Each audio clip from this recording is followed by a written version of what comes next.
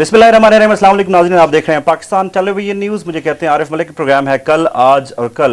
नाज़रीन, जैसे कि आप जानते हैं कि इस प्रोग्राम में हम कंपैरिजन करते हैं कल की, यानी कि पास्ट, प्रेजेंट और फ्यूचर, आज और कल की हम बात करते हैं। तो हम आज़ाद कश्मीर के कल की आज हम बात करेंगे, आज की बात करेंगे और आने वाले कल की बात करेंगे कि आने वाले कल को किस तरह से फोरसी किया जा रहा है।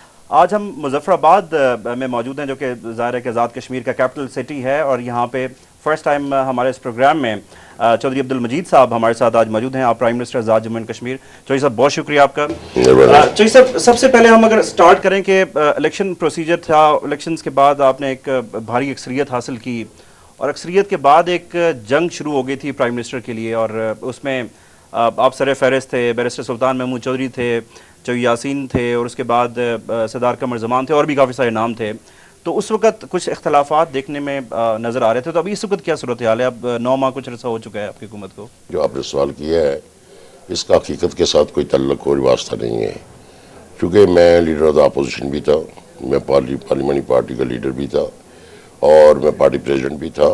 और ये फैसला जो है हमारी पार्लियामेंटेरियन ने और इसके बाद पार्टी की जो मदर पार्टी की लीडरशिप है उनने किया, और सबकी मशावरत के साथ, जिसमें बैरिस्टर सुल्तान साहब भी शामिल थे, सब ने अपने मशवरे के साथ मुझे अपना कायदे ईवान जो है उसका इंतखाब उन्होंने किया है। इसमें ना कल हमारे दरमियान इख्तिलाफात थे, ना आज है, ना आइंदा होंगे, क्योंकि हमारी लीडरशिप जो है जो फैसला वो करती है उस पर सबको अमल दरामद करना पड़ता है। ठीक है, जैसे कि मैंने कहा कि 9 माह कुछ अरसा इस वक्त आपकी हुकूमत को हो गए हैं, कुछ अचीवमेंट्स आपकी हमें नज़र आ रही है। मेडिकल कॉलेज है, IT यूनिवर्सिटी की बात हो रही है, और भी डेवलपमेंट की काफ़ी चीज़ें हो रही हैं। आप समझते हैं कि ये काफ़ी है, इससे ज़्यादा नहीं होना चाहिए था? देखिए जी, बात यह है कि आज़ाद कश्मीर 64 साल में एक पोलिटिसाइज किया गया है। यहाँ बरादरीज़म, अलकाईज़म, ज़िले को ज़िले के साथ लड़ाया गया है। लेकिन जब हमारी हुकूमत आई है, हमारा पार्टी का भी एक मैनिफेस्टो था हमारा, और वही मैनिफेस्टो था जो शहीद रानी बीबी का था, और उसको हमने अडॉप्ट किया है। और मैं ये समझता हूँ कि जब हुकूमत आई है तो विदिन 3 मंथ्स हमने अपने वसाइल के अंदर रहते हुए 2 मेडिकल कॉलेजेस दिए हैं। न सिर्फ दिए हैं बल्कि उसकी क्लासेस की इजरायगी भी हमने कर दी है। 100 सीट के 2 मेडिकल कॉलेज बने। एक तो बीबी शहीद ने मीरपुर के अंदर जब बैरून मुल्क थी तो उन्होंने वायदा किया था, एक इंटरनेशनल एयरपोर्ट का वायदा किया था और एक मेडिकल कॉलेज का वायदा किया था।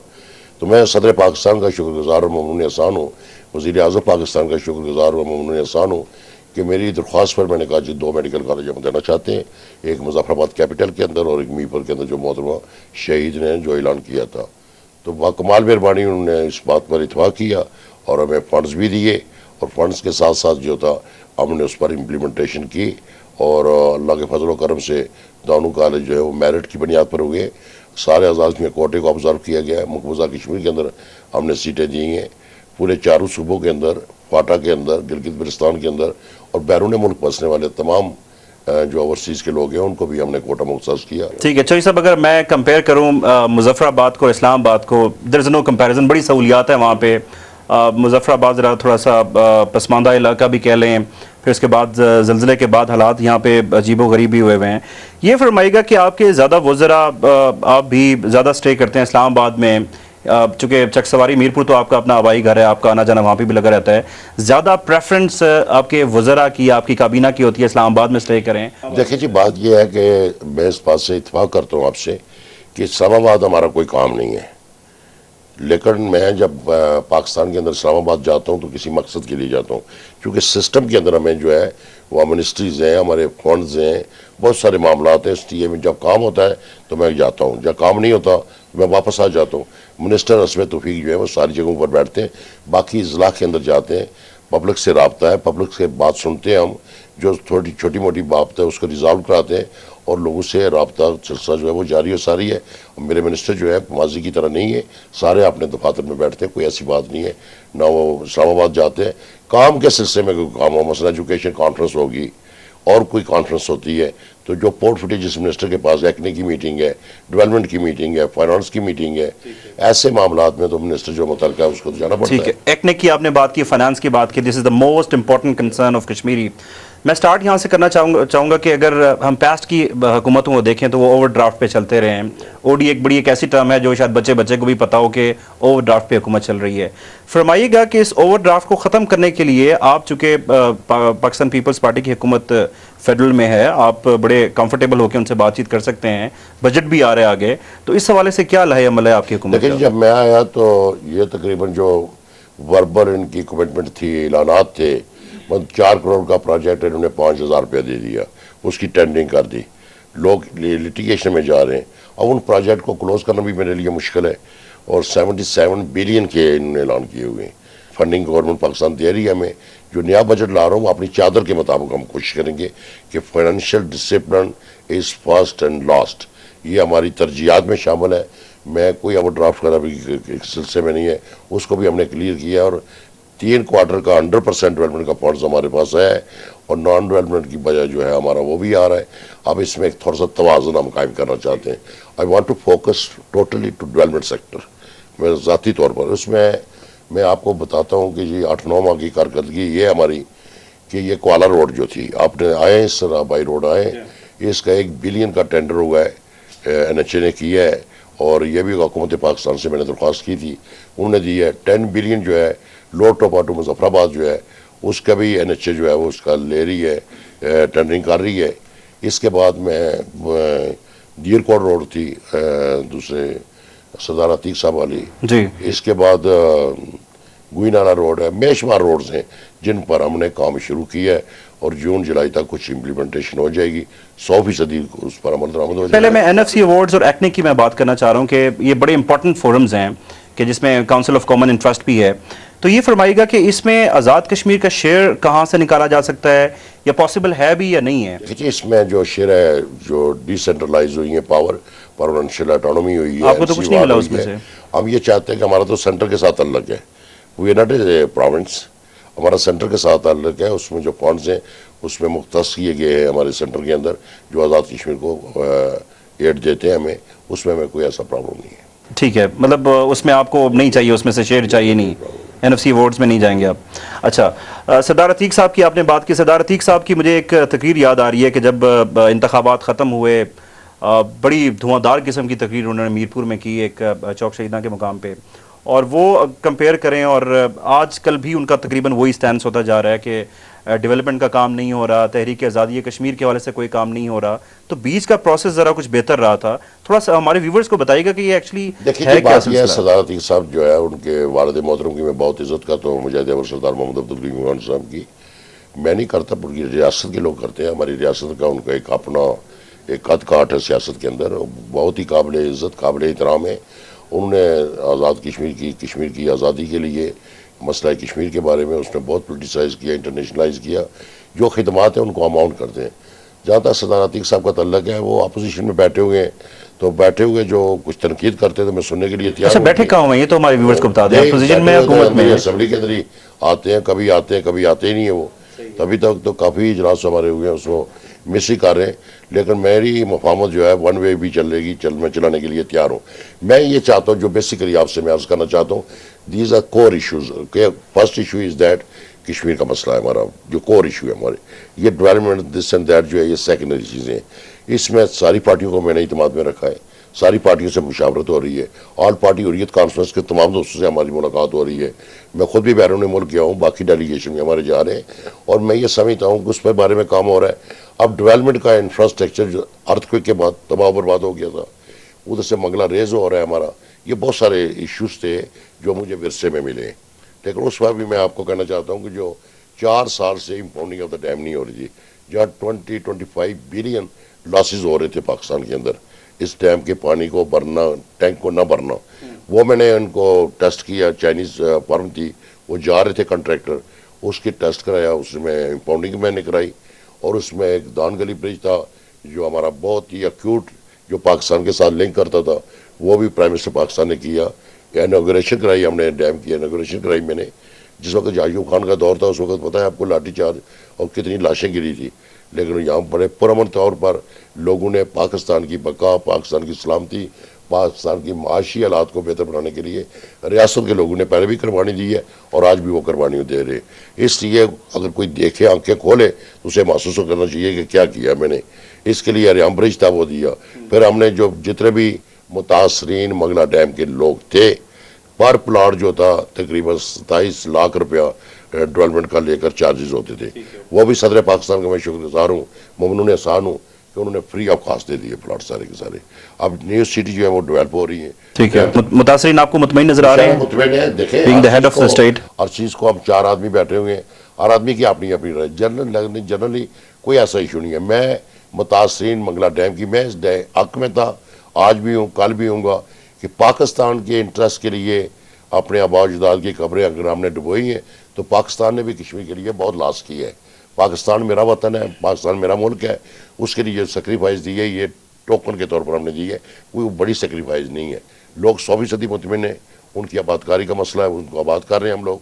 ठीक है चौधरी साहब, आपने अपनी तकरीर में जब फर्स्ट आपने स्पीच की थी उसमें एहतसाब की आपने बात की थी। अब ये फरमाइएगा कि एहतसाब ब्यूरो का आज़ाद कश्मीर में रोल क्या है, और साथ ही साथ ये भी फरमाइएगा कि कश्मीर काउंसिल की जो चीज़ें हैं वो एहतसाब ब्यूरो के डोमेन में क्यों नहीं आएंगी? देखिए की बात किया उन्होंने उसको अडॉप्ट किया, हमारे जो एहतसाब एक्ट था काउंसिल वालों ने तस्लीम कर लिया इस बात को।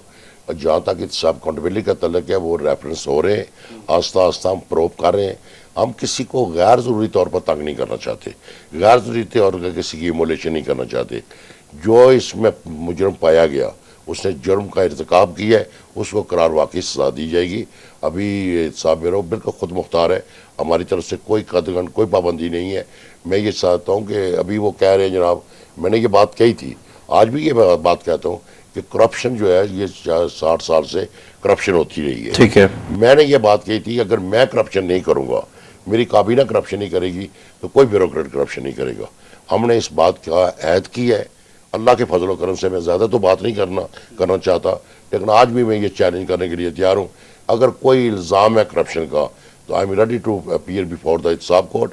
और यानी कुछ मैंने ये भी कहा था कि असम्बली का फोरम है, एक जुडिशल बेंच बना लें आप, तो जब वो कहेंगे तो मुझे जिस वक्त बुलाएंगे, नहीं बुलाएंगे तभी मैं पेश हो जाऊंगा। जी अगर मेरे खिलाफ कोई एलिगेशन है तो मुझे बताएं। आपका जाती पॉइंट ऑफ व्यू क्या है कि क्या कश्मीर काउंसिल को एहतसाब ब्यूरो के सामने अकाउंटेबल होना चाहिए या नहीं? सिस्टम होता है हमारा, सिस्टम के अंदर है वो तो कोई ऐसा इशू नहीं है, होना चाहिए उनको अकाउंटेबल, ऑलरेडी है। ठीक है, मैं बात करूंगा पीएमएलएन के हवाले से। पीएमएलएन बड़ा आज मैंने इजलास भी देखा, बड़ा एग्रेसिव किस्म का स्टैंड इस वक्त जा रहा है, और फ्रेंडली अपोजिशन कहा जाता था उनको, लेकिन आज तो बड़ी डेडली किस्म की अपोजिशन लगी। अभी मेरे भाई हैं, वो थोड़ा बहुत अपने भाइयों को खुश करने के लिए कुछ ना कुछ तो रोल प्ले करना ही पड़ता है, अपनी इज्जत बचाने के लिए कुछ ना कुछ तो करना पड़ता है। लेकिन यहाँ वो रस्म रवाज नहीं है, वो ट्रेडिशन, वो प्रेसिडेंट्स नहीं है। छोटी मोटी अगर बात करें तो टॉलरेंस होनी चाहिए। ये इख्तलाफ राय भी जमहूरियत का हुस्न है, सही है, मैं इसको जमहूरियत का हुस्न समझता हूँ। अपोजिशन का राइट है चीखे पकारे कोई बात कहे, लेकिन उनके मंडेट की हम इज्जत। लेकिन वो तो कहते हैं आपकी हुकूमत गिराने के लिए पूरी मुहिम चलाएंगे हम। I have the full confidence to the my parliament. I have full confidence to my parliamentary party. I have full confidence to the people of Azad Jammu and Kashmir. इस तरह कहने से तो बहुत सारी चीज़ें कहते हैं, पाकिस्तान में कहते रहे 5 साल होने वाले हैं, पूरे कह रहे कि अगले जुमे जाएगी, जुमरात को जाएगी। 5 साल हमने निकाले, फिर कहाँ कहाँ लोगों ने सहारा लिया, कौन कौन सी कॉन्स्पिरेसी हुई, लेकिन इसके बावजूद पाकिस्तान की हुकूमत जो है वो चल रही है। और ये क्रेडिट भी जाता है आसिफ अली जरदारी साहब को और वज़ीर आज़म पाकिस्तान को कि उन्होंने बड़ी हिकमत अमली के तहत वहाँ भी रिकन्सिलेशन है। अच्छा, ये जो पाकिस्तान में तहरीक चल रही है पाकिस्तान पीपल्स पार्टी की हुकूमत में, और बड़ा इस वक्त एग्रेसिव किस्म का स्टैंड जा रहा है, सारी जमातों को इकट्ठे करेंगे, मियाँ बरादरान कहते हैं, मार्च करेंगे, इस्लामाबाद की तरफ आएंगे, उसको किस नज़र से देखते हैं आप? देखिए जी, जो प्राइम मिनिस्टर है इज़ नॉट ए डिक्टेटर। एक बात सीधी सादी उन्होंने कही है कि आइन की बालादस्ती को कबूल करूँगा, पार्लियामेंट की बालादस्ती को कबूल करूँगा, कॉन्स्टिट्यूशन को मैं मानता हूँ, इतराम करते हैं। 3 बार प्राइम मिनिस्टर जो है वो पेश हुए हैं अदालत के सामने, ये भी तारीख है कि नया अनोखा वाक़या है। और जब हम ये कहते हैं कि अगर आइन की हम बगावत करेंगे, कोई इलीगल काम करेंगे, कोई करप्शन करेंगे, कोई ऐसी बात करेंगे, तो अदालतों का फैसला जो फैसला करेंगे हम उसको कबूल करने के लिए तैयार हैं। लेकिन जहाँ तक मियाँ साहब का तल्लक है, सारी जमातों को कह रहे हैं, सारी जमातों को कहें ये लॉन्ग मार्च शॉर्ट मार्च, हम डिक्टेटर नहीं, हम जमहूरी पसंद लोग हैं, जमहूरियत पर यकीन रखते हैं। और पाकिस्तान के लोग जो हैं 18 करोड़ आवाम बिल्कुल नवाज शरीफ साहब के साथ नहीं जाने के लिए तैयार। ये मजजूब की बड़ है, वो असल नंबर टांग रहे थे कि शायद इमरान खान है कोई आप नहीं, वो तो कह रहे हैं इमरान खान को भी दावत दे दी है कि इमरान खान भी आ जाए। इमरान खान ने जो जवाब दे दिया वो आपके सामने, उसने जो जवाब इस्तीफे देखे हैं, तो शॉर्ट मार्च नहीं होगा, कोई हमने चूड़ियाँ नहीं पहनी हुई, इस तरह शॉर्ट मार्च लॉन्ग मार्च से कोई फर्क नहीं पड़ता। मैं पाकिस्तान को जमहूरी मुल्क देखना चाहता हूँ, मैं पाकिस्तान को माशी तौर पर खुद मुख्तार मुल्क देखना चाहता हूँ, मैं पाकिस्तान के सारवन को खुद मुख्तार देखना चाहता हूँ। बिकॉज जम्मू कश्मीर स्टेट, जम्मू कश्मीर का जो स्टेटस है, जो सिक्योरिटी काउंसिल के अंदर हमारा केस मुकदमा पड़ा हुआ है, उसकी वकालत पाकिस्तान कर रहा है अंडर द UNCP रेजोल्यूशन। जमहूरी मुल्क ही आपकी वकालत कर सकता है। अगर पाकिस्तान के अंदर ब्लैक लॉज होंगे, पाकिस्तान के अंदर फोटा लॉज होंगे, पाकिस्तान के अंदर गैर जमहूरी हुकूमत होगी, पाकिस्तान के अंदर अमरीत होगी, तो मैं जिस बैन अवी बरादरी को ये कह रहा हूँ, यूनाइटेड नेशंस को ये बात कह रहा हूँ, give the right of self determination to the state Jammu and Kashmir. वो कहेंगे पहले अपनी बातों करो, अपने मुल्क के अंदर क्या है तुम्हारी बात। इसलिए मेरी मदर पार्टी है, हमने इसके लिए बीबी शहीद ने जान दी, शहीद जुल्फ़िकार अली भट्टो ने जान दी, बेशुमार कारकुन ने जमहूरियत के लिए जाने दी। हम पाकिस्तान की जमहूरियत का तहफ़्फ़ुज़ करने के लिए मेरा जुज़्व ईमान है, क्योंकि मेरी सोच, मेरी फ़िक्र, हाँ सब कुछ पाकिस्तान के लिए है। इसलिए कि मजबूत पाकिस्तान, पुरअमन पाकिस्तान, खुशहाल पाकिस्तान जो है वो उसके मैं समझता हूँ कि वही हमारी आज़ादी का ज़ामन हो सकता है। मैं ये कहता हूँ कि कश्मीरियों ने खून दिया है, लेकिन उसमें पाकिस्तान का खून भी शामिल है। ठीक है, आप बीबी शहीद के बड़े करीब रहे हैं और आप बड़े एक्सपीरियंस्ड, आपके बारे में कहा जाता है ये वेल एक्सपीरियंस्ड पॉलिटिशियन। फरमाइएगा कि इस बहरान को हल कैसे किया जा सकता है, क्या इसका वे आउट क्या हल हो जाएगा जी? नेक्स्ट इलेक्शन आ रहा है आपका पाकिस्तान के अंदर, वो भी अवाम की अदालत जाएंगे, हम भी जाएंगे अवाम की अदालत में। जो अवामी अदालत फैसला करेगी उसको हम कबूल करेंगे। कोई ऐसी बात नहीं होगी, कोई अनकॉन्स्टिट्यूशनल बात नहीं होगी। बड़े मज़े की बात है कि ये भी आप तारीख के अंदर ये बात कहें कि जिस वक्त जनरल मुशर्रफ था, लाल मस्जिद के अंदर जो वाक़या हो रहा था, वो कह रहे थे जी कि तालिबान जो है वो आगे इस्लामाबाद पहुँच जाएँ। जो स्वात के अंदर पाकिस्तान का झंडा उतारा गया, फाटा के अंदर, बाजोड़ के अंदर, ये सारी एजेंसीज के अंदर जो सारी पोजीशन हो रही थी। इसी तरह बलोचिस्तान के अंदर सूरत हाल ये थी, कराची के अंदर थी, आज भी ये थोड़ी बहुत गड़बड़ है। ये सारी की सारी चीज़ें थी। लेकिन जब पाकिस्तान पीपल्स पार्टी की हुकूमत अपने इत्तेहादियों के साथ बनती है, कोलिशन गवर्नमेंट बनती है वहाँ, तो आर्मी को भी हमने सपोर्ट की है और आर्मी ने हमारी सपोर्ट की है। इसमें डेमोक्रेटिक इंस्टीट्यूशन की भी सपोर्ट की है उन्होंने। पहले तो ये था ना कि एक शॉर्ट मार्च होगा, लॉन्ग मार्च होगा, कॉन्स्पिरेसियाँ थी, सारी बात थी। अब मियाँ साहब तो थ्रू आउट ये कह रहे हैं, चोई नसार का देख ले, कहता है जी ये पाकिस्तान की एजेंसियाँ। मुझे हैरानगी होती है, ये पाकिस्तान की एजेंसियाँ जो है ये राह तो नहीं है, ये CIA नहीं है, ये आपका थिंक टैंक है पाकिस्तान का, and we are proud of that कि आपके मुल्क के सर्वाइवल के लिए ज़रूरी है, आपके मुल्क के सर्वाइवल के लिए इंस्टीट्यूशन ज़रूरी है। मैं कहता हूँ इनको हमें आगे लेकर जाना चाहिए, क्योंकि डेमोक्रेट और जो अस्करी तंजीमें ये मिलकर अपने मुल्क के तहफ़्फ़ुज़ और सारों को बाल कर सकें। नीटो फोर्सेस का आपने देखा जो सूरत हाल हुई है आज, अल्हम्दुलिल्लाह वेस्ट बॉर्डर जो है उसमें पाकिस्तान का। आप समझते हैं कि आपको कोई प्रॉब्लम नहीं है अभी जो ये बहरान जो है? No problem. ठीक है, वापस आते हैं मुजफ्फराबाद की तरफ। फैक्ट 74 पे मैं बात करना चाह रहा हूँ। बड़ी बहस होती है असेंबली में अक्सर इस पॉइंट पे। आपने इनिशिएटिव लेके अब 12वीं तरमीम भी आपने मूव की और फिर उसको खुद ही विदड्रॉ कर लिया, क्या प्रेशर था? तरमीम इसलिए मैंने वापस ली है, मैंने अपोजिशन का भी मौका सुना। ठीक है, उन्होंने कहा हमें वक्त दिया जाए, कन्विंस हो गया आप उनके मौके से? उन्होंने कहा मुझे हमें वक्त दिया जाए। तो मैं एक पार्लियामेंटेरियन हूँ, डेमोक्रेटिक हूँ, तो मैं इसमें कोई डिक्टेटर तो नहीं हूँ कि मैं कहूँगा जो मैंने कह दी ये बात मैं इसको ईगो का मसला बनाऊँ। एक आइनी तरमीम है और वक्त के साथ साथ उनकी तरमीम हम चाहते हैं, तो मैंने उनको छोड़ा, उनको कमेटी बनाई। मैंने कहा आप इसकी सारी तजावीज़ दें, फिर इसको पार्लियामेंट के अंदर ज़ेर बहस लाते हैं और जो यूनानिमसली फैसला होगा उसको हम अडॉप्ट करेंगे। ये ज़रूरी नहीं है कि पार्लियामेंट के अंदर सिविल सोसाइटी भी है हमारी, उनसे भी मुशावरत लेंगे, लायर से माशरा लेंगे और लोगों से मशवरा लेंगे, जो मसला आप मीडिया के लोग हैं आपसे भी मशवरा लेंगे कि हम ये करना चाहते हैं। तो सबके मुशावरत के साथ हम जो है कॉन्स्टिट्यूशन की जो है। ठीक है, बड़ी अच्छी बात है। चौधरी साहब मुझे ये फरमा दें कि आप क्या समझते हैं कि आप इतने अरसे से असेंबली में हैं, 2-3 अगर हम टॉप ऑफ द लिस्ट हम बात करें कि ये तरमीम की ज़रूरत है, अगर हम बुलेट्स में बात करें कि ये 1-2-3 ऐसी चीज़ें हैं जिसको तरमीम की ज़रूरत है, आप पर्सनली क्या समझते हैं? किस चीज़ की ज़रूरत है? तरमीम कोई तरमीम होनी चाहिए, नहीं होनी चाहिए? 12वीं तरमीम आप लेके आए, चाहता हूँ कि मैं ये चाहता हूँ कि कॉन्स्टिट्यूंसी जो पॉपुलेशन हमारी बड़ी है उसकी सीटें हम इंक्रीज करना चाहते हैं। दूसरा काउंसिल जो अपर हाउस है उसकी सीटें भी इंक्रीज करना चाहते हैं अकॉर्डिंग टू द पॉपुलेशन। ये सारी चीज़ें हम लाना चाहते हैं। तो ये और पावर्स के हवाले से भी कोई बातचीत है इसमें कि पावर्स वापस शिफ्ट हों आज़ाद कश्मीर के पास? पावर्स आई हमारे पास है, उनके तो कोई नहीं है। Under the UNCP resolution foreign, दाखिला और करेंसी पाकिस्तान के पास है, बाकी तो हमें सच कोई प्रॉब्लम नहीं है।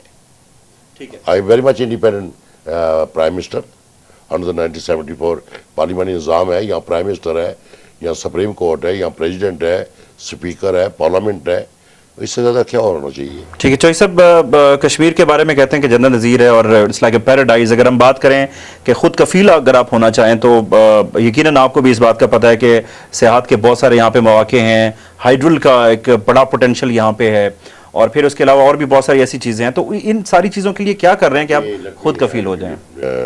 Late me explain to that one. मैं ये समझता हूँ कि आज़ाद कश्मीर में एनर्जी के बारे में, पावर के बारे में हमारा तकरीबन 20,000 मेगा का पोटेंशियल मौजूद है। 20,000 मेगा का एक इस ये अल्लाह की तरफ से ये गोल्ड है हमारे लिए, और इस पर भी हम फोकस कर रहे हैं। प्राइवेट सेक्टर के अंदर भी जा रहे हैं और पब्लिक सेक्टर के अंदर भी कुछ प्रोजेक्ट शुरू है हमारे। साथ साथ ये टूरिज्म का है। ये सारा अर्थक्वेक की वजह से सारा इंफ्रास्ट्रक्चर जो था बर्बाद हो गया था। अब मैंने जिस तरह आपको मिसाल दी है कि इस तरह सारे जो डिस्ट्रिक्ट हैं टू डिस्ट्रिक्ट और हम तौबर तक भी ऑल वेदर रोड जो है प्राइम मिनिस्टर साहब आ रहे हैं पाकिस्तान, वो भी मैं देना चाहता हूँ। टूरिज्म इंडस्ट्री को मैं बूस्ट करना चाहता हूँ। यहाँ लॉ एंड ऑर्डर सिचुएशन बिल्कुल ठीक है, पुरअमन हालात हैं, कोई सुसाइड बम्बिंग नहीं है, कुछ नहीं है, उसको बूस्ट करना चाहता हूँ।